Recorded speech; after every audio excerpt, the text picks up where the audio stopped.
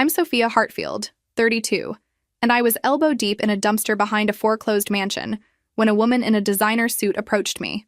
"Excuse me, are you Sophia Hartfield?" she asked.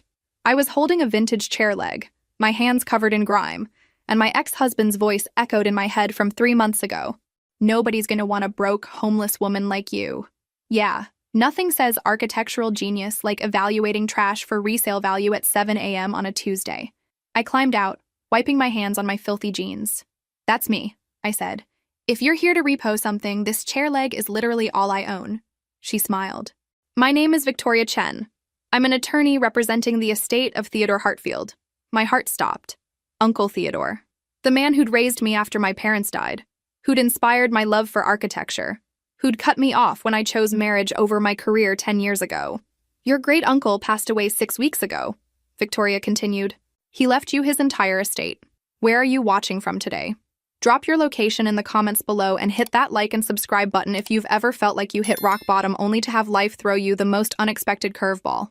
You'll definitely want to stick around for what happened next. 3 months ago, I was still middle class. I had a home, a marriage, and an architecture degree I'd never used. My ex-husband Richard made it clear working was unnecessary. "I make enough for both of us," he'd say, like it was romantic instead of controlling. When I discovered his affair with his secretary, everything crumbled. The divorce was brutal. Richard had expensive lawyers. I had legal aid and hope. He got the house, cars, savings. I got a suitcase, and the knowledge that our prenup was ironclad. His parting words, "Good luck finding someone who will want damaged goods."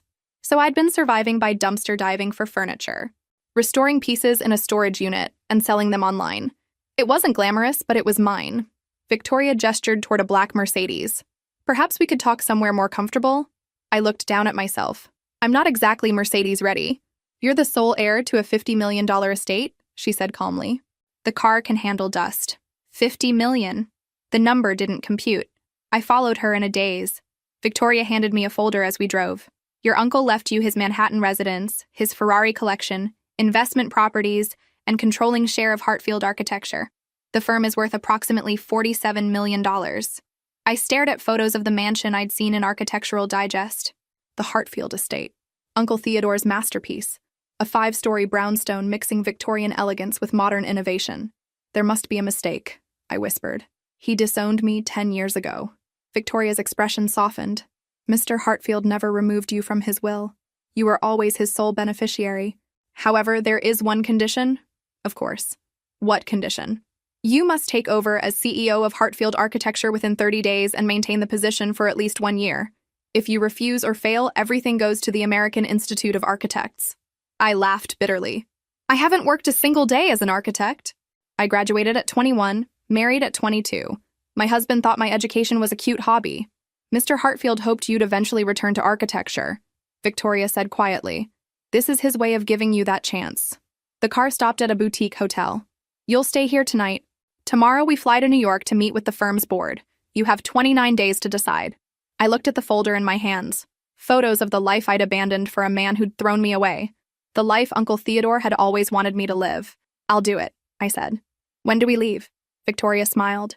8 a.m. Pack light. Everything you need will be waiting." I glanced at the garbage bag in the trunk containing my worldly possessions. "Trust me, packing light won't be a problem." The hotel room was nicer than anywhere I'd lived in months. Scrubbing dumpster grime from under my nails, I caught my reflection. Hollow cheeks, exhausted eyes, hair desperately needing attention. This was what Richard had reduced me to. I thought back to when I was 21, final year of architecture school. Richard had been 32, successful, charming. He'd walked into my gallery showing where my sustainable community center design had won first place. Uncle Theodore had been so proud. "You're going to change the world," Uncle Theodore had said. "Next year, you'll join my firm. We'll make history together." Richard overheard. He introduced himself, complimented my work, asked me to dinner. Within 6 months, engaged.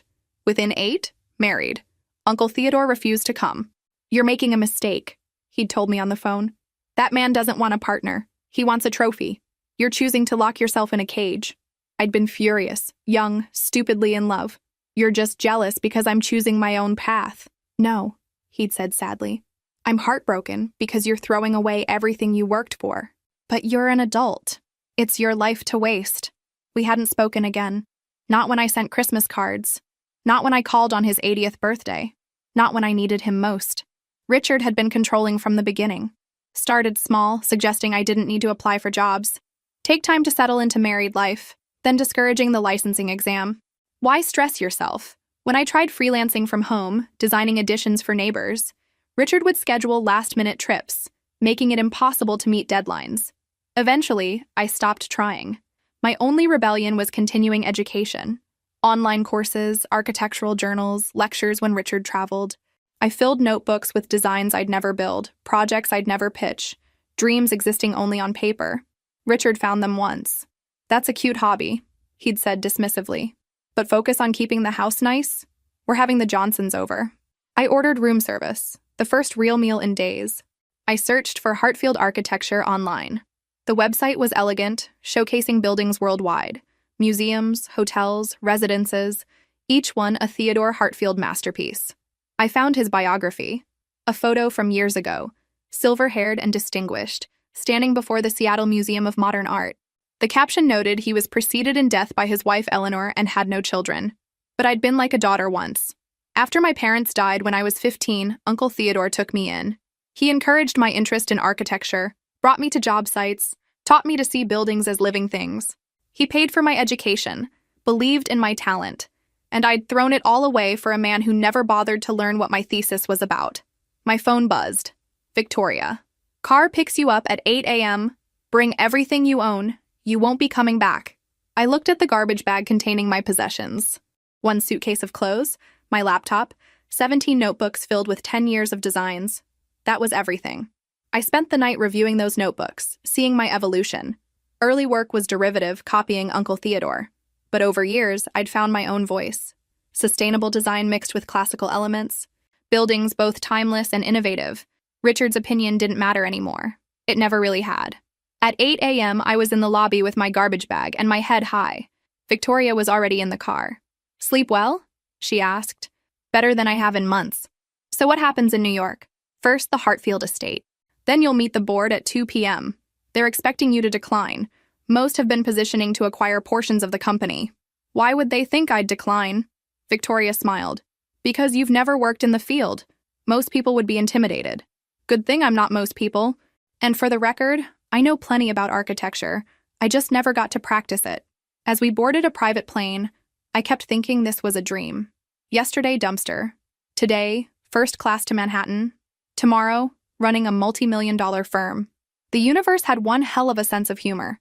The Manhattan skyline appeared below as we descended. I'd never been here.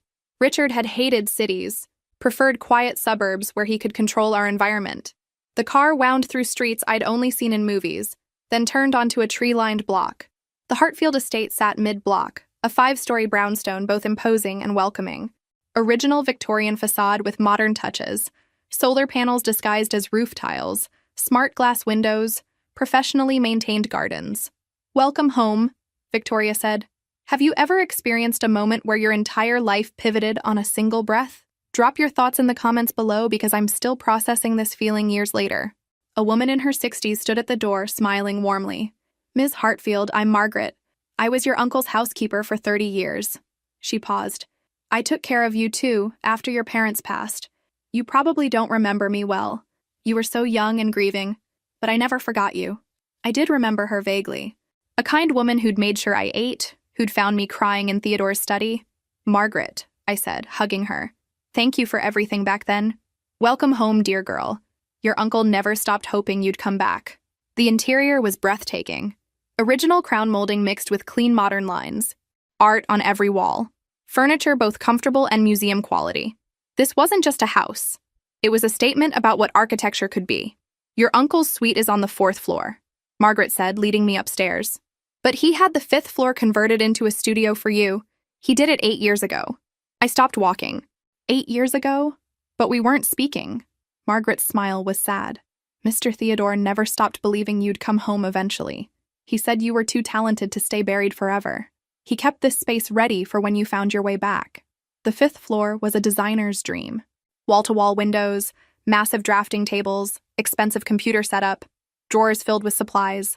On one wall, a bulletin board with my college exhibition sketch pinned to it.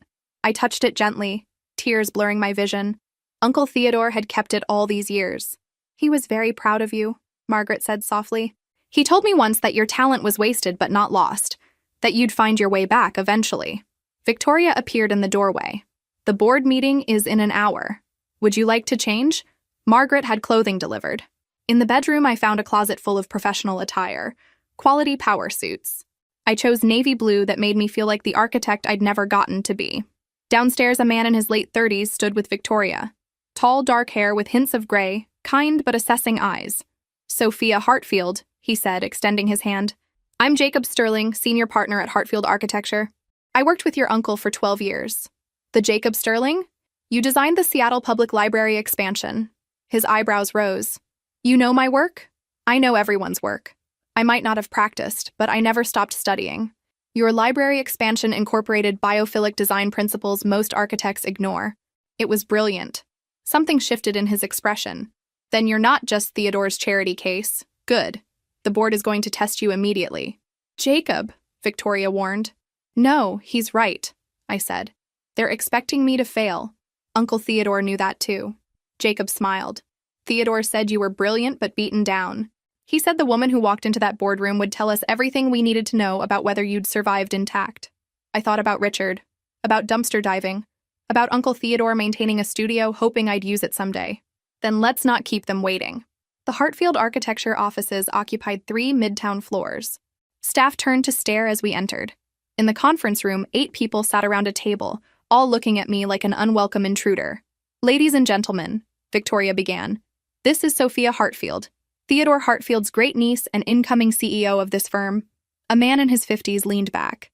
With respect, Ms. Hartfield has never worked a day in this industry. This decision shows Theodore wasn't thinking clearly. Actually, Mr. Carmichael, I said steadily, my uncle was thinking perfectly clearly. He knew this firm needed fresh vision, not the same old guard clinging to past glory. I pulled out a notebook. This is a sustainable mixed-use development I designed 3 years ago. Rain gardens, green roofs, passive solar design. I have 16 more notebooks like this.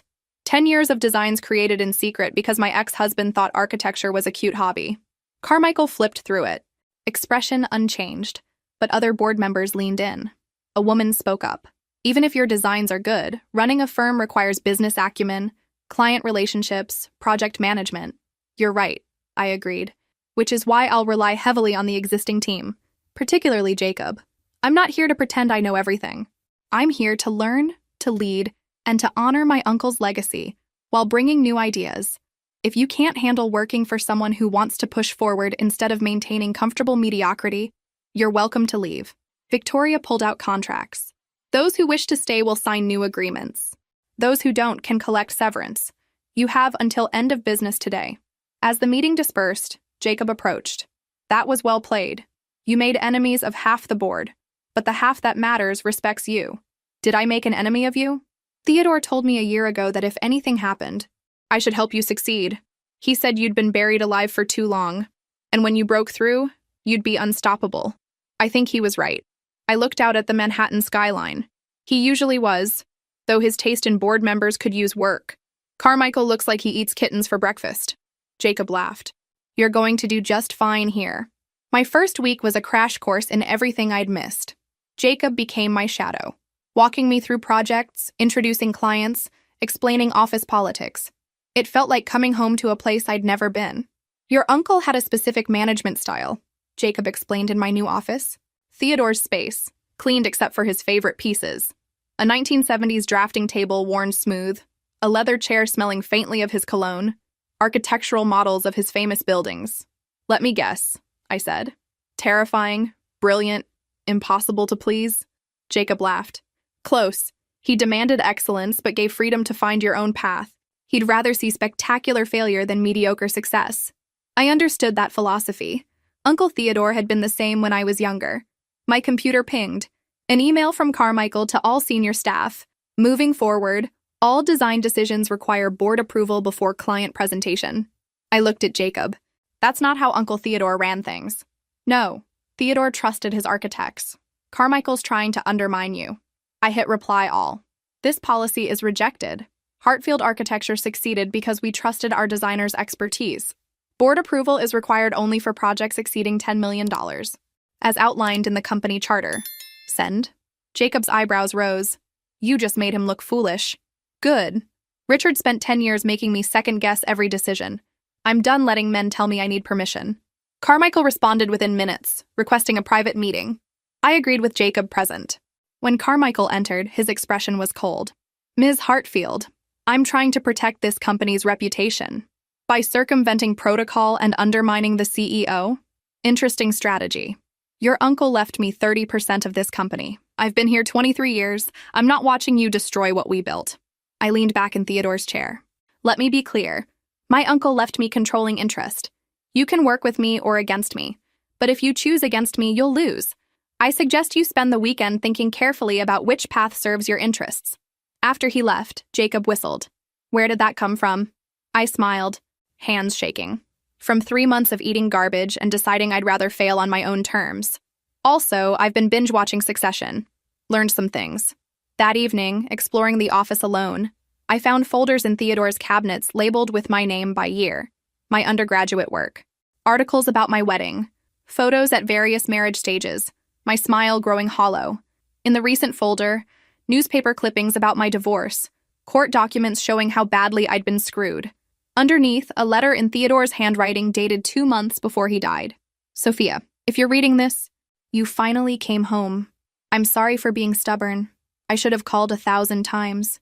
But I was hurt you'd chosen so poorly, and by the time I swallowed my pride, too much time had passed. I watched you diminish yourself year after year. I wanted to intervene, but Margaret convinced me you needed to find your own way out. She was right. You had to choose to leave. This company was always meant for you. From the moment you moved in at 15 and studied my blueprints, I knew you'd be my successor. Not because you're family, but because you're brilliant. Your studio contains something special in the bottom right filing cabinet drawer. Use them wisely. And Sophia, I'm proud of you. I was always proud even when I was too stubborn to say it. T. At the estate, I found the filing cabinet. The drawer was locked, but a key was taped underneath.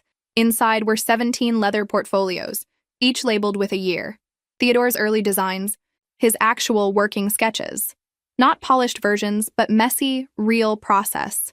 Failed attempts, revised ideas, notes about what worked and didn't. Each portfolio represented a year of his evolution. This was architectural history. The note in the recent portfolio made me cry. These are my failures. My false starts. Terrible ideas that became good ones. I'm giving you this because young architects need to see that even legends struggled. Use them to teach, to inspire, to remind yourself that brilliance isn't born fully formed. It's built, one imperfect sketch at a time, just like you're building yourself back now. Love, T. By morning, I had an idea. When Jacob arrived, I was sketching frantically. What are you working on? A mentorship program, the Hartfield Fellowship.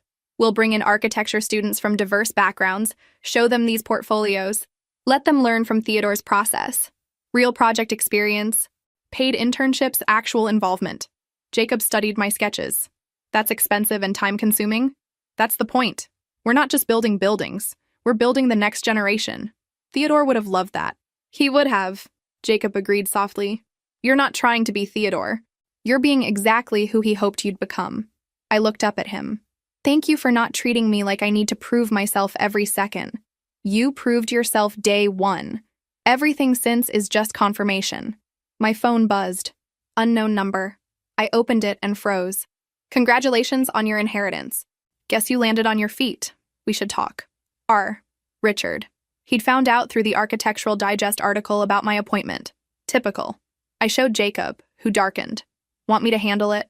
I looked at Richard's desperate attempt to worm back into my life now that I had money and I felt nothing. Just distant pity. No, I said, deleting and blocking. He doesn't deserve any response. He's already disappearing from my story. And it was true. Richard was becoming irrelevant. A footnote in a much better story. The Anderson project was my first major client presentation as CEO. A tech billionaire wanted a cutting-edge Seattle headquarters. Sustainable and statement-making. Exactly what Hartfield architecture was known for. I'd spent 3 weeks on the design with our engineers. Green roof, rainwater collection, smart glass optimizing light and temperature. The building would be alive, responsive. Jacob called it exceptional. Theodore would be proud. The presentation was scheduled for 10 a.m. At 9:45, I arrived to find my laptop missing. My models were there, but the computer with my presentation was gone. Looking for this? Carmichael stood in the doorway, holding my laptop. Found it in the break room. Someone must have moved it. Right, and I'm the Queen of England. But I didn't have time to argue. I opened the laptop and pulled up my presentation. It loaded normally. But connecting to the projector, my stomach dropped. The file was corrupted. Slides jumbled, images missing, renderings replaced with error messages. Everything okay? Jacob asked, entering with clients. I had 30 seconds to decide. Panic, postpone, admit defeat, or do what Theodore would have done. Actually, I said, closing the laptop with a smile, let's do this differently. Mr. Anderson, you said you wanted a building that tells a story. Let me tell you that story. I moved to the whiteboard and started sketching, my hand moving with confidence built over 10 years. I drew the building's silhouette, explained how the shape was inspired by landscape, how every angle had purpose. Traditional architecture treats buildings as static objects, I said, sketching details. But your headquarters will be dynamic, alive. I drew arrows showing airflow, water collection, seasonal sun angles. In summer, the smart glass darkens automatically. In winter, it opens to maximize passive solar heating. Anderson leaned forward, eyes bright. I kept drawing, kept talking, explaining every choice. Jacob handed me colored markers, and I added depth, shadow, life. By the time I finished 45 minutes later, the whiteboard was covered in comprehensive representation of my vision. Raw, honest, clearly genuine passion. Anderson stood, examining the board. This is exactly what I wanted. Someone who understands buildings as living systems. When can you start? After they left, having agreed to terms immediately, I finally breathed. Jacob was grinning. That was extraordinary. Someone corrupted my files. This was sabotage. I know. Carmichael borrowed your laptop yesterday, said he wanted to review timelines. It doesn't matter. He wanted me to fail. Instead, I showed everyone I don't need fancy presentations. The work speaks for itself. That evening, I called an emergency board meeting with Victoria as legal counsel. I want to address what happened this morning. My files were deliberately corrupted to undermine my credibility. Carmichael shifted uncomfortably. That's serious? It is. Which is why I had IT trace the modifications. They originated from your computer, yesterday at 6:47 p.m. Silence. Carmichael's face reddened. I was reviewing files. If something was accidentally modified, there was nothing accidental about corrupting every backup, Jacob said coldly. I was testing her, Carmichael snapped. Theodore left this company to an untested amateur. I laughed. You wanted to see if I'd crumble? Mr. Carmichael, I spent 3 months living out of a storage unit. I dumpster dove for furniture to sell for food. You corrupting files doesn't even register, but sabotaging company interests to serve your ego makes you a liability. I stood. Here's what's happening. You'll resign immediately. In exchange, the company will buy out your 30% stake at fair market value, and you'll sign a non-disparagement agreement. Or I file formal complaints, which will involve lawyers and destroy your reputation. Your choice. You have until end of business tomorrow. After the meeting, Jacob found me at the window. You handled that perfectly. Did I? Part of me wanted to just fire him, but you gave him a way out that preserves dignity while removing the threat. That's better leadership. Theodore used to say the mark of a good leader isn't celebrating success, but handling people who try to tear you down. I turned to face him. Jacob, why are you really helping me? You could have taken over this company. He was quiet. Theodore asked me to, yes, but I'm not doing this out of obligation. In 1 month, you've already started changing this place. The fellowship program, the way you talk to junior architects, how you treat buildings as living systems. You're bringing passion back. He stepped closer. And because I watched your improvised presentation, the way you drew, the way you spoke with your whole body, that's not someone faking it. That's someone who's been suffocating and finally learned to breathe. There was something in his voice that made my heart skip. This wasn't just professional respect. Jacob, I started, but he held up a hand. I'm not going to complicate things. You just got out of a terrible marriage. You're rebuilding. I just wanted you to know I see you, the real you, and she's remarkable. He left before I could respond. Carmichael resigned the next morning. The company bought out his shares, redistributing them among remaining board members and key employees. The biggest obstacle to my leadership was gone. but I had a feeling the real challenges were just beginning. 2 weeks after Carmichael's departure, Margaret found a leather-bound journal behind Theodore's architecture books. "Ms. Hartfield, you should read this. Your uncle kept a diary. Many entries are about you." The journal covered 15 years from when I first lived with him to weeks before his death.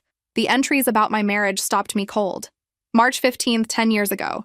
Sophia married Richard Foster today. I refuse to attend. Margaret says I'm being stubborn and cruel. Maybe, but I can't watch someone I raised walk into a cage with her eyes open.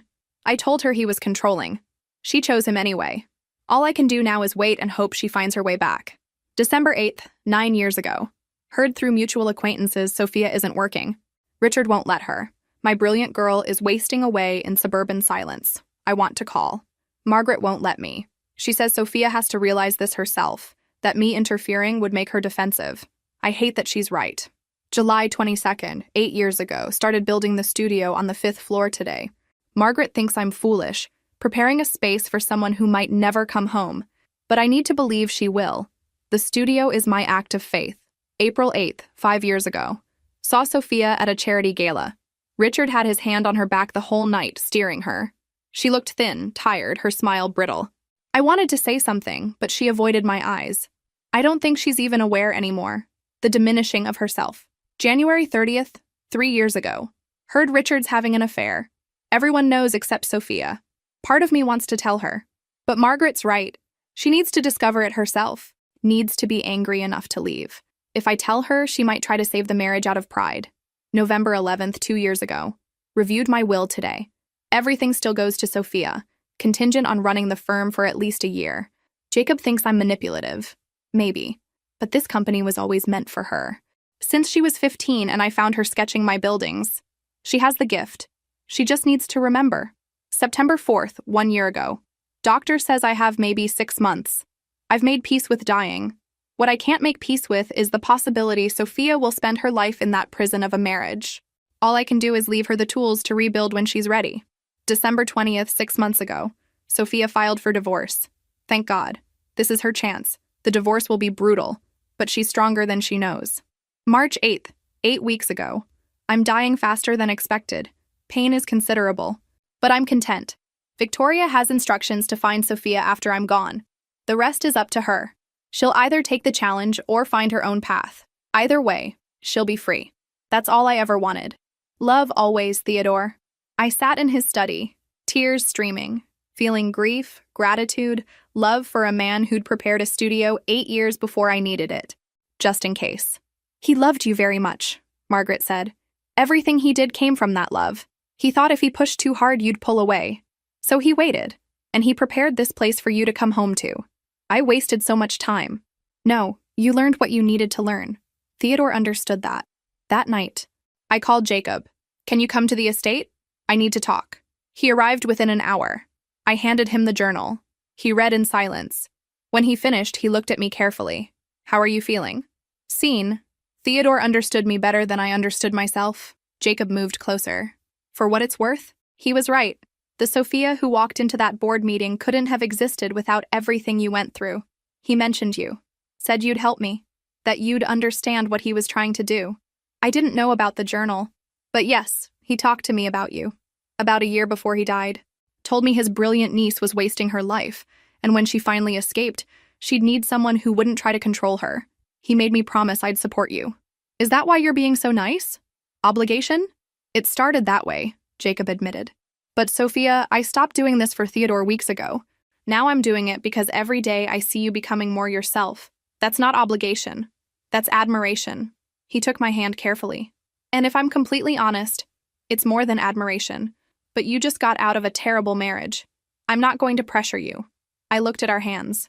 What if I want to be ready? Jacob smiled. Then we'll figure it out together, at whatever pace you need. No pressure, no expectations. Just 2 architects building something new. We stood on Theodore's rooftop, overlooking the city, and I felt something I hadn't felt in a decade. Hope.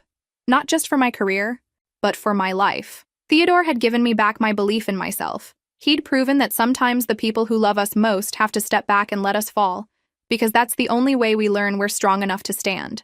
The best inheritance isn't money or property. It's the gift of believing you're capable of extraordinary things. The Hartfield Fellowship launched 3 months after I took over. Over 300 applications for 12 spots. Jacob and I spent weeks reviewing portfolios. This one, I said. Emma Rodriguez. She's designing homeless shelters that incorporate community gardens. She sees architecture as social change. Jacob studied it. She's young, only 22. No experience. Neither did I when Theodore believed in me. That's the point. The fellows arrived in September, nervous. I gathered them in the studio. Your presence isn't charity, it's investment. Theodore Hartfield believed great architecture comes from diverse perspectives. You'll work on real projects alongside our architects. Your ideas will be heard, challenged, sometimes implemented. Welcome to Hartfield Architecture. Emma approached after, hands shaking. Ms. Hartfield, thank you. My family didn't understand why I wanted to study architecture. I smiled. Let me guess. They said it was a nice hobby, but not a real career? Exactly. Because people who don't understand passion will always try to diminish it. My ex-husband spent 10 years telling me my degree was a cute waste of time. Don't let anyone make you small for dreaming big. The program was demanding. Fellows worked 40 hours weekly on firm projects while completing designs under mentorship. Some senior architects complained, but most embraced it. By November, Emma's community shelter design attracted attention from a nonprofit building in Brooklyn. They wanted Hartfield to lead, with Emma as primary designer under supervision. This is too much responsibility, Emma worried. You're an architect. Act like one. The project became Emma's proving ground. Critics questioned whether we were exploiting young talent. I addressed it in an Architectural Digest interview. The Hartfield Fellowship isn't about cheap labor. It's about dismantling barriers that keep talented people out of architecture. Emma comes from a working-class family. She couldn't afford unpaid internships. Programs like ours ensure talent, not privilege, determines success. The article ran with photos of our fellows. Within a week, 3 other firms announced similar programs. You're changing the industry, Jacob said one evening. I'm doing what Theodore taught me, though I'm sure he'd have some sarcastic comment about it taking me 10 years to figure that out. Jacob had become more than my business partner. We'd fallen into easy rhythm, working late, grabbing dinner, talking about everything. The attraction was undeniable, but we'd kept things professional. Until the company holiday party in December. I'd spent the day at the Brooklyn site with Emma, watching her explain her design to construction crews with newfound confidence. By the time I reached the party, I was late, windblown, genuinely happy. Jacob found me near the bar, tie loosened. You missed the speeches. Let me guess. Everyone thanked everyone, someone made an awkward joke, and Melissa from accounting got drunk too early? He laughed. Exactly that order. The DJ started playing something slow. Jacob extended his hand. Dance with me? I hesitated. This felt like crossing a line. But then I looked at his face and thought about Theodore's journal, about building something new. One dance. He pulled me close. We swayed to the music, not talking, just being. Sophia, he said softly, I know we agreed to keep things professional. We did. And I know you're still healing. I am. But I need you to know something. I'm in love with you. Not falling, but completely, irrevocably in love. I'll wait as long as you need or step back entirely. But I couldn't go another day without telling you. My heart raced. Part of me wanted to panic, but a bigger part, the part that had learned to take bold risks, wanted to jump. I'm terrified. Richard made me doubt everything. What if I'm not ready? What if I mess this up? Then we'll figure it out together. I'm not Richard. I don't want to control you. I love who you are right now. The brilliant architect who improvises presentations and starts fellowship programs. That's not someone who needs changing. I kissed him then, there on the dance floor, in front of half the company. Impulsive, probably complicated, but right. When we pulled apart, the room was quiet. Then someone clapped, and suddenly everyone was applauding. I buried my face in Jacob's shoulder, laughing. Well, he said, grinning, so much for professional. Theodore said the best architecture comes from bold risks. Guess that applies to life too. What do you think will happen next? Drop your predictions in the comments, and don't forget to hit that subscribe button because this story is about to take a turn. Nobody saw coming. The relationship with Jacob changed everything and nothing. At work, still CEO and senior partner. After hours, just Sophia and Jacob learning each other. He was patient with my hesitations, never pushing, always there when I needed grounding. Unlike Richard, who'd needed me small, Jacob seemed to grow alongside me. Tell me about your marriage, he asked one night in January as we sat in the library. A month since we'd made things official. Snow was falling outside. I tensed. Why? Because I can see you waiting for me to become him. Every time you accomplish something, you brace yourself. I want to understand what he did so I never accidentally echo it. I'd never talked about details with anyone, but Jacob's face held only concern. He made me feel like everything about me was too much or not enough. My degree was cute but impractical. My ideas were hobbyist nonsense. When I got excited about architecture, he'd call it obsessive. When I was quiet, boring, I couldn't win. That wasn't about you. That was about him needing you insecure. I know that now, but for 10 years I believed him. I made myself smaller and smaller. Spoiler alert, it didn't work. He still cheated. Jacob took my hand. Sophia, you're the most extraordinary person I've ever met. Your passion isn't too much. It's everything. When you talk about buildings, your face lights up. The day you walked into that board meeting and refused to apologize for existing, I knew you were going to change everything. I kissed him, overwhelmed by the difference between being celebrated versus erased. I love you, I said. First time. I'm still figuring out how to do this without fear, but I love you. We'll figure it out together. That's the difference. We're a team. In February, Architectural Digest ran their feature. The article wasn't just about the fellowship. It was about my story, dumpster diving to running a prestigious firm. Theodore's decade of waiting, transforming Hartfield architecture. The response was overwhelming. Media wanted interviews. Schools invited me to speak. Clients wanted Hartfield. My Instagram gained 50,000 followers in a week, but visibility brought unwanted attention. Richard called on a Tuesday. I was in a meeting when my phone lit up with his name. I'd never changed his contact. Probably should get therapy about that. I ignored it. He called again, then texted. Saw the Architectural Digest article. Impressive. We should talk. I showed Jacob, who frowned. Block him. I want to know what he wants first. Next message. I made mistakes. I see that now. Maybe we could meet for coffee? Closure? I laughed bitterly. He wants back in now that I'm successful. You're not meeting him. God, no. But I am going to respond. I typed, Richard, you spent 10 years convincing me I was worthless. You took everything and told me nobody would want a broke. Homeless woman. You were wrong about me then, and you're irrelevant now. Don't contact me again. Send, block, delete. It felt amazing. Jacob pulled me close. How do you feel? Free. He doesn't get to rewrite history. He made his choices, and I've moved far beyond them. But Richard wasn't done. He reached out to Emma through LinkedIn, claiming to be a friend. She immediately told me and sent screenshots. Some guy named Richard Foster messaged me, said he was your ex and wanted to congratulate you. I told him I don't pass messages to my boss from strangers. Was that okay? That was perfect. That was... If he contacts you again, block him. Richard's final attempt came through his lawyer. A letter requesting a meeting to discuss potential business opportunities and reconciliation. Jacob read it with anger. He wants you to invest in his company. He's using your success to fund his failing business. Of course. He spent our marriage taking from me, though I gotta admire the audacity. I had Victoria draft a response. Ms. Hartfield has no interest in any professional or personal relationship with Mr. Richard Foster. Further contact will be considered harassment and will result in legal action. That stopped the calls. But it didn't stop Richard talking. A former friend reached out with a warning. Richard's telling people you stole Theodore's company, manipulated a dying man. He's trying to undermine you. I should have been angry. Instead, I felt pity. Richard was so threatened he needed to create a narrative where I was the villain. Let him talk, I told Jacob. Anyone who knows me knows the truth.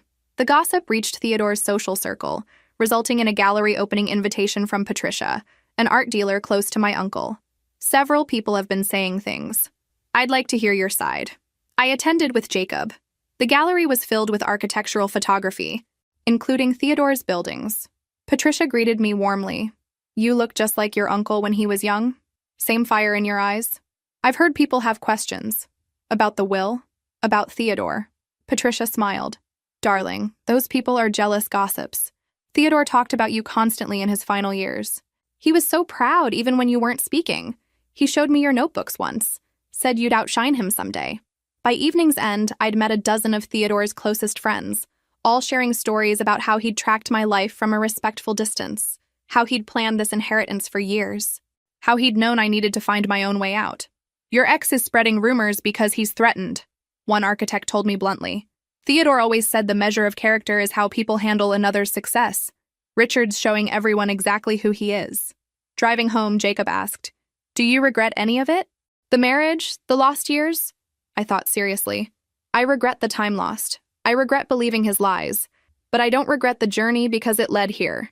If I hadn't hit rock bottom, I might never have appreciated standing on top. Or I'd be insufferable about it. Actually, I might be insufferable anyway. Jacob laughed. You're not insufferable. You're confident. There's a difference. Theodore would approve. He always said false modesty was just another way of lying. Spring brought new challenges. The Brooklyn shelter neared completion, and Emma's design attracted attention from city planners wanting to replicate it. But success bred scrutiny. Marcus Chen, CEO of a rival firm, started a whisper campaign questioning our methods. He suggested we were exploiting fellows, that our growth was unsustainable, that I was riding Theodore's reputation. Your standard insecure competitor nonsense. I could have ignored it. Jacob advised me to. Engaging gives them legitimacy. But I was tired of men underestimating me. When Marcus published an op-ed in a major journal criticizing the fellowship, I responded publicly. My article was titled, Building Bridges, Why Architecture Needs New Voices. I laid out the fellowship's structure, compensation, mentorship model. I addressed privilege head-on. Marcus Chen inherited his firm from his father. I don't judge that advantage. But I do judge him pulling the ladder up behind him. The question isn't whether programs like Hartfield Fellowship are exploitative. It's whether the industry can evolve beyond nepotism to serve the communities we design for. The article went viral. Schools shared it. Young architects praised it. Marcus looked like what he was, a privileged man threatened by change. Theodore's friends rallied. Patricia wrote praising the fellowship. Other architects followed, creating support that drowned Marcus's criticism. But attention brought something unexpected. A streaming network producer reached out about a documentary on transformative architecture. They wanted to feature the Brooklyn shelter, the fellowship, my story. This is huge exposure, our marketing director said. But it means opening your personal life to scrutiny. I looked at Jacob. What do you think? I think you'll do whatever your gut tells you. But consider what you're comfortable sharing. Your story is powerful, but personal. That night, we talked it through.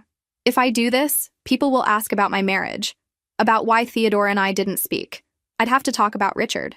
Which means talking publicly about emotional abuse, Jacob said quietly. I hadn't considered that angle. I don't want to give him that much real estate in my story. He already took 10 years. But as I said it, I realized something. Richard wasn't the story. Theodore was. My resilience was. Richard was just the obstacle I'd overcome. I'll do it, but I control the narrative. They film what I allow. This is architectural journalism with emotional depth, not reality TV. The crew arrived in May. For 2 months, they documented everything. The Brooklyn shelter opening, where Emma gave a speech that made me cry with pride. Fellowship students presenting to real clients. Board meetings with mutual respect instead of power plays. They interviewed Theodore's friends sharing stories. Margaret talked about watching him track my life from afar. The pain of seeing me struggle. And they asked about Richard. In the interview filmed in Theodore's studio, I kept it simple. I was married to someone who needed me small to feel big. He saw my education as a threat. The divorce devastated me financially, but freed me emotionally. Sometimes losing everything is gaining yourself back. The interviewer pressed for details, but I smiled and shook my head. The specifics don't matter. What matters is I survived and built something beautiful from the wreckage. That's the only story worth telling. Richard gets to be a footnote, and honestly, even that's generous. The documentary was fast-tracked for the streaming platform's fall lineup. They wanted to capitalize on the buzz around our fellowship program. When it aired in August, just 4 months after filming began, the response was overwhelming. Architecture students reached out sharing stories of family pressure. Women wrote thanking me for talking about emotional abuse without sensationalizing it. The fellowship received over 1,000 applications. And Richard called. Again. Because apparently the man never learned. I was at dinner with Jacob when my phone buzzed with an unknown number. I answered out of curiosity. Sophia, it's Richard. I froze. Jacob reached across to take my hand. How did you get this number? I saw the documentary. You made me look like a villain. I didn't mention your name once. If you saw yourself in my story, that says more about you than me. It's called introspection. You should try it sometime. People know it was me. Your friends, our old neighbors. You're destroying my reputation. I laughed. Richard, I haven't thought about you in months. I don't care about your reputation. I told my truth, and if it makes you uncomfortable, Maybe reflect on why. It's honestly impressive how delusional you are. I want a public apology. A statement saying I wasn't abusive, that the divorce was mutual. No. Sophia, I'm going to say this once. You spent 10 years making me believe I was worthless. You took everything in our divorce.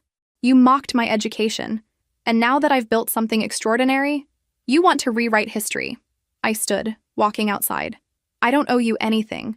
Not my silence, not my comfort, not a single second of my time. You're a footnote in my story. Lose my number, lose my name, lose any hope that I'll ever consider you relevant again. I hung up and called Victoria.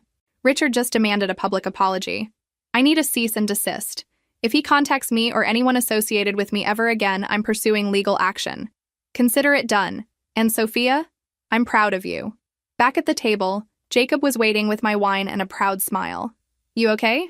I'm perfect. He wanted to make me small again, and I refused. That felt amazing. A woman at the next table leaned over. I'm sorry for eavesdropping, but I saw the documentary. Thank you for being honest about your marriage. My daughter's in a relationship like that. Your story might give her courage. I gave her my card. Have her call my office. I'm happy to talk to anyone who needs to hear they're not alone. As we left, Jacob wrapped his arm around me. You're changing lives. Not just through buildings, but through your story. That's Theodore's real legacy. Not the buildings, but the belief that architecture is about people. About creating spaces where lives can transform. The partnership vote happened in October, exactly 1 year after I'd taken over. Jacob had been senior partner, but the board needed to formally approve, elevating him to co-CEO alongside me. I'd expected some resistance. What I got was unanimous approval and something unexpected. Before we conclude, board member Patricia Stevens said, there's another matter. Sophia, the board has received an offer for Hartfield Architecture. I froze. What? She slid a document across. Marcus Chen's firm wants to acquire us. He's offering $300 million for full acquisition. His firm has been losing major clients to us, and following our securing 3 significant international government contracts this year, he sees acquisition as his only path forward. Given your 51% ownership, the decision is yours. $300 million. I'd have over $150 million personally. Financial security for life. This is a trap, Jacob said immediately. Marcus spent months undermining us. The offer is legitimate, Patricia said. I suspect he wants to eliminate competition and absorb our methods. I read the terms carefully. Complete acquisition meant Marcus would control everything. The name, projects, fellowship program. He could dissolve it all and erase Theodore's legacy. No, I said without hesitation. Sophia, that's a lot of money, Patricia said gently.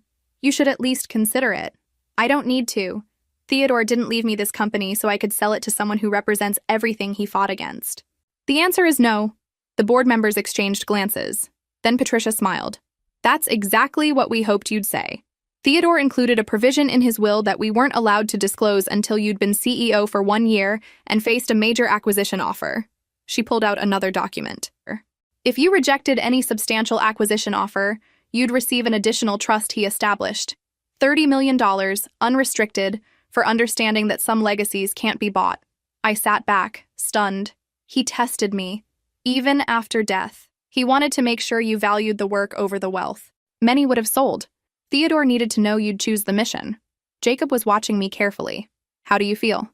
I thought about it. A year ago, I might have been angry about manipulation. Now, I understood differently. Theodore hadn't been controlling me. He'd been proving to me what I was capable of. I feel like he knew me better than I knew myself. A year ago, I might have sold. But now, this company isn't just Theodore's legacy. It's mine, too. And it's not for sale. The vote to make Jacob co-CEO passed unanimously. As the meeting ended, Patricia pulled me aside. Theodore left you one more thing. She handed me a small velvet box. Instructions to give it to you after you pass the acquisition test. Inside was a ring, a simple band with architectural blueprints etched into the metal, and a note in Theodore's handwriting. Sophia, if you're reading this, you passed my final test. This ring belonged to my wife, your great-aunt Eleanor, who you never met. She was an architect, too, one of the first women to practice in the 1950s. She faced barriers you can't imagine, but she never compromised her vision. When she died, I promised I'd give this to someone worthy of her legacy. That someone is you. Build bravely, live boldly, and never let anyone make you small again. I'm proud of you. T. I slipped the ring on my finger and it fit perfectly. Of course it did. Theodore had planned everything. That evening, Jacob found me in the studio, looking out at Manhattan with Eleanor's ring catching the light. Penny, for your thoughts? Theodore orchestrated everything. The inheritance, the board challenges, the acquisition offer. He mapped out tests to prove I was who he believed I could be. Are you angry? No. I'm grateful. He didn't just give me a company. He gave me challenges that forced me to become the architect, the leader, the person I was always meant to be. Without those tests, I might have doubted myself forever. Jacob wrapped his arms around me from behind. You know what I think? Theodore knew you'd pass every test because you already had something Marcus Chen and people like Richard will never understand. What's that? The ability to value people over profit, to see potential in problems, to build up instead of tear down. That's why I fell in love with you. Not because you're Theodore's heir, but because you see the world as a place worth improving. I love you too. You've been my partner through all of this. Speaking of partnership, Jacob said, his voice nervous. He pulled a small box from his pocket and opened it. Inside was a ring, simple and elegant, with a small diamond catching light. Sophia Hartfield, I'm not doing this because of any test or timeline. I'm doing this because every day with you is better than the day before, and I want a lifetime of days watching you change the world. Will you marry me? I looked at the ring, then at Jacob, then at the studio around us that Theodore had built, hoping I'd return. A year ago, I'd been married to someone who'd wanted to diminish me. Now I was being proposed to by someone who celebrated me. Yes, I said, tears streaming. Yes, absolutely yes. He slipped the ring on beside Eleanor's ring, and they looked perfect together. Old legacy and new beginning. Should we tell people tonight? Actually, Jacob said, pulling out his phone with a grin, I already asked Margaret to prepare champagne. She's been hoping for this since you moved in. We went downstairs to find Margaret beaming. Champagne chilling. It's about time. Mr. Theodore would be so happy. He probably planned this too, I said, laughing through tears. Probably has a letter about how Jacob was perfect for me. Actually, Margaret said, heading to Theodore's study. He does. She returned with an envelope addressed to both of us, dated the week before Theodore died. Jacob and Sophia, if you're reading this together, my plan worked better than I hoped. Jacob, you've been like a son. Sophia, you've always been like a daughter. I couldn't imagine better leaders for my company or better partners for each other. Build something beautiful together. And please don't name any children Theodore. That name dies with me. All my love, T. We laughed and cried, toasting a man who'd believed in us when we didn't believe in ourselves. The engagement announcement made waves in the architecture community. Architectural Digest wanted an exclusive. Design magazines wanted photos.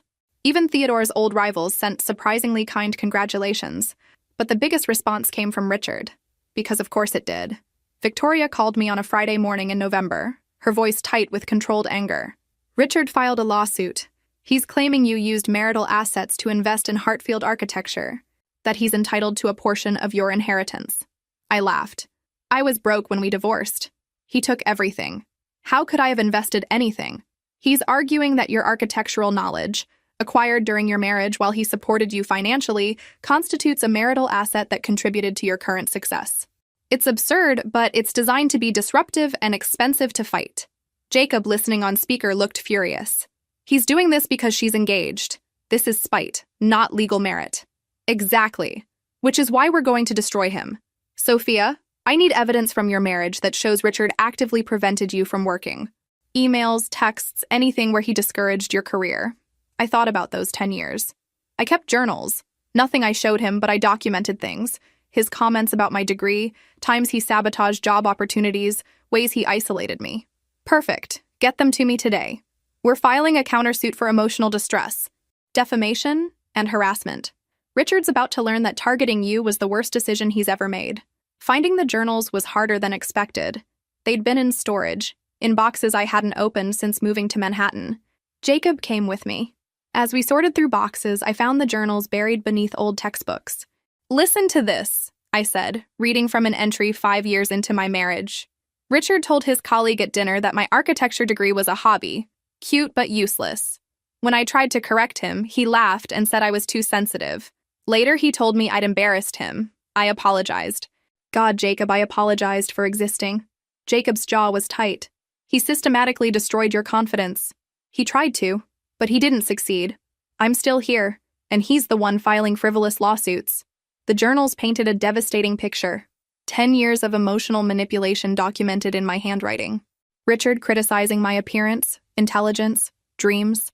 Richard losing my license exam registration. Richard scheduling trips during interviews I'd arranged. Richard telling me repeatedly that nobody else would love me. Victoria reviewed the documents with grim satisfaction. This isn't just evidence. This is a roadmap of abuse. Richard's lawsuit is going to backfire spectacularly. The countersuit was filed within a week, and Richard's legal team immediately tried to settle. They offered to drop his lawsuit if we dropped ours. Absolutely not, I told Victoria. He came after me when I was finally happy. He tried to undermine my engagement, my success, my peace. He doesn't get to walk away without consequences.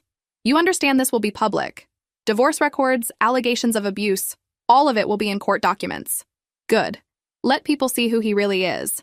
I'm done protecting his reputation at the cost of my truth. The preliminary hearing was scheduled for December. I walked into that courtroom with Jacob beside me, Margaret behind us, and absolute certainty I was doing the right thing. Richard was already seated with his lawyers, looking confident. That confidence evaporated when the judge reviewed our counterclaims. Mr. Foster, these allegations are quite serious. Emotional abuse, financial control, deliberate career sabotage. Your attorney indicated this was a simple property dispute. Richard's lawyer stood. Your Honor, these accusations are exaggerated.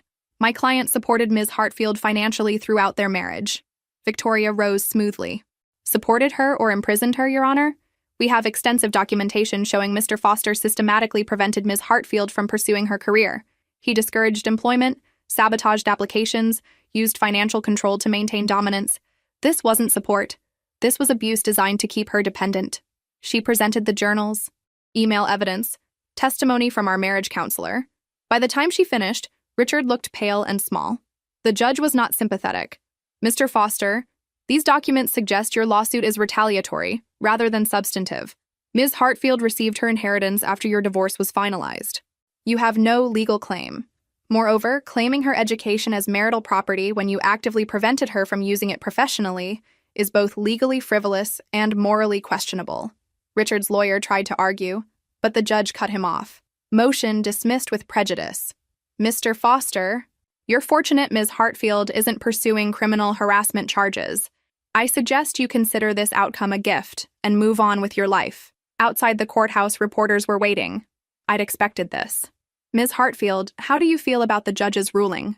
Vindicated. My ex-husband spent 10 years trying to make me believe I was worthless. He took everything in our divorce, and when I rebuilt my life, he tried to take that too. Today, a judge confirmed what I already knew. Richard Foster is a small man who can't handle strong women. I'm done giving him any power over my narrative. Will you pursue further legal action? No, he's not worth my time or energy. I have buildings to design, a company to run, and a wedding to plan. Richard is irrelevant to my future, and honestly, he always was. The clip went viral. By evening, other women had come forward with stories about Richard, patterns of controlling behavior. His business started losing clients. His reputation crumbled, not because of anything I'd actively done, but because of who he'd always been, finally exposed. Jacob found me that night on the estate's rooftop looking at city lights. How are you really feeling? Free. Finally, completely free. He can't touch me anymore. His opinion doesn't matter. His existence doesn't affect my happiness. Theodore would be proud. You turned your pain into power. That was always his plan. Every test, every challenge, building toward this. Toward me, understanding that I'm not defined by who tried to break me, but by how I rebuilt myself. So what's next? You've conquered your demons, grown the company, started a revolution. What does Sophia Hartfield do for an encore? I smiled, pulling out a sketch I'd been working on. I want to use the $30 million from Theodore's final trust for something ambitious. A nationwide public architecture initiative. Libraries, community centers, public spaces designed with the same care usually reserved for luxury projects. Architecture that serves everyone. Jacob studied the sketches. A nationwide initiative. That's ambitious. Theodore always said the best architecture should be democratic, that beauty and innovation shouldn't be luxuries. This is how I honor his memory while making my own mark. Our own mark, Jacob corrected. Partners, remember? I kissed him, tasting happy tears. Partners, in everything. The wedding happened in April, exactly 18 months after I'd climbed out of that dumpster. We kept it relatively small, about 100 people, held in the estate's rooftop garden that Theodore had designed decades ago. Emma was my maid of honor, having graduated from the fellowship and joined Hartfield full-time. She'd cried when I asked her, "You changed my life. Not just my career, my entire understanding of what's possible. You did that yourself. I just opened the door." Patricia walked me down the aisle, Theodore's closest friend serving as the family I'd chosen. Margaret sobbed through the ceremony, clutching a handkerchief Theodore had left specifically for this occasion. Jacob's vows were simple and perfect. "Sophia, you taught me that partnership means celebrating each other's strength, not competing with it. You've made me a better architect, a better man. I promise to always see you, challenge you, and believe you're capable of the impossible." My vows were harder without crying. "Jacob, 18 months ago, I was convinced nobody would want me, that I was broken. You didn't just prove that wrong. You made me understand I was never broken. I was just waiting to find someone who saw my cracks as places where light could enter. Thank you for being my partner in every sense, and for loving me exactly as I am." We danced under string lights, surrounded by people who'd watched me transform. The documentary crew filmed a brief epilogue segment, the final chapter of an award-winning series about architecture, redemption, and second chances. As evening wound down, Jacob pulled me aside to the studio. On the drafting table was a leather portfolio I didn't recognize. Theodore left this with Patricia. Instructions to give it to us on our wedding day. Inside were sketches, dozens of them, designs Theodore had created but never built. Community centers, schools, affordable housing, social architecture for people society often overlooked. The note read, "Sophia and Jacob, these are my dreams that I never had time to realize. Now they're yours. Build them together, boldly, for people who need proof that someone sees their worth. Architecture isn't just about creating beautiful spaces. It's about creating spaces that make beautiful lives possible. I love you both. Now stop reading and go dance with your wife, Jacob." We laughed through tears, Theodore's voice so clear. Then we returned to the party, to the life we were building together. The Public Architecture Initiative launched the following year.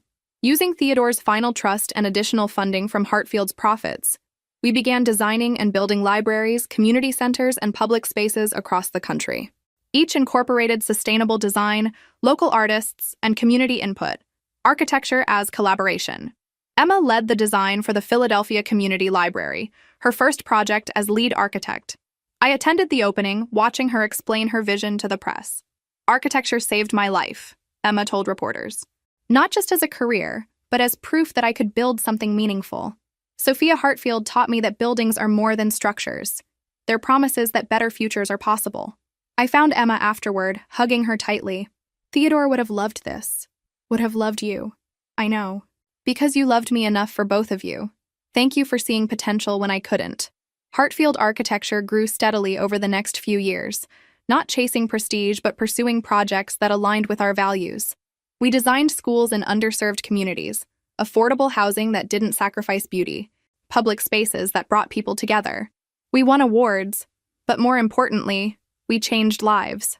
Richard faded into obscurity, his business failing, his reputation destroyed by his own actions, and multiple women who came forward with similar stories. I heard about it through former acquaintances and felt nothing. No satisfaction, no vindication, just complete indifference. He'd become what he'd always been, irrelevant. 5 years after taking over Hartfield, I was invited to give the commencement address at my architecture school.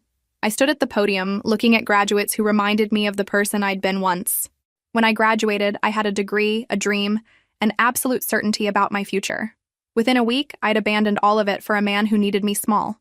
For 10 years, I disappeared into a life that wasn't mine. But here's what I learned.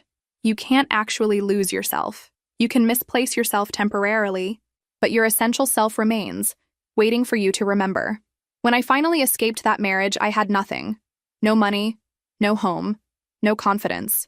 But I had my education, my passion, and a great uncle who believed I was worth waiting for. Some of you will take straightforward paths. Others will detour through darkness first. Both journeys are valid. What matters is remembering this. You are architects. You see potential in empty spaces.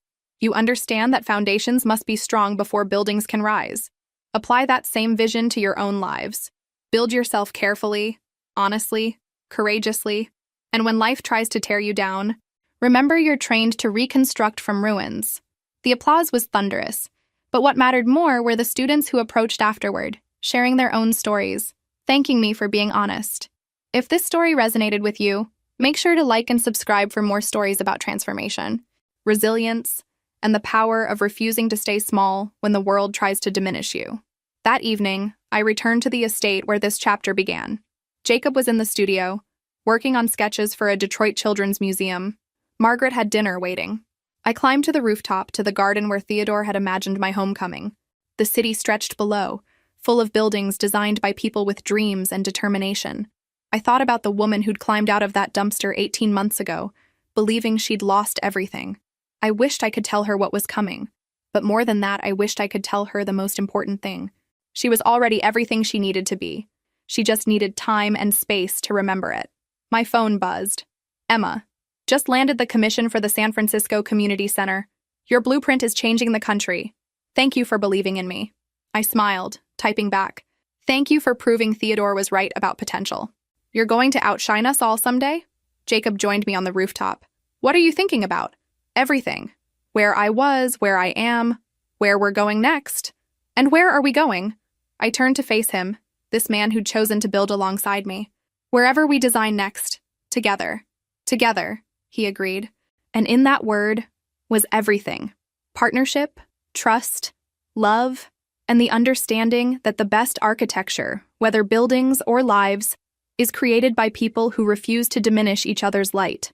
Theodore had given me more than money or property. He'd given me the gift of hitting rock bottom hard enough to understand what solid ground felt like. He'd proven that sometimes the people who love us most let us struggle because they believe we're strong enough to save ourselves. And I had. I'd saved myself, built myself back stronger, and created a legacy that had nothing to do with inheriting success and everything to do with becoming exactly who I was always meant to be. The city lights glittered like blueprints waiting to be filled with purpose. Tomorrow I'd return to the office, to projects and problems and the beautiful complexity of creating spaces that changed lives. But tonight, I stood on Theodore's rooftop with Jacob beside me, wearing Eleanor's ring alongside my engagement ring, and understood the truth my great-uncle had spent years teaching me. You can take everything from someone except their ability to rebuild. And when they rise from the ashes, they don't return to who they were before. They become something better, something truer, something unstoppable. I wasn't Theodore's Prot G anymore. I wasn't Richard's victim. I wasn't even just Sophia Hartfield, CEO. I was an architect, not just of buildings, but of second chances, of possibility, of futures built on foundations of belief that everyone deserves space to grow into their best selves. And that was the inheritance that really mattered.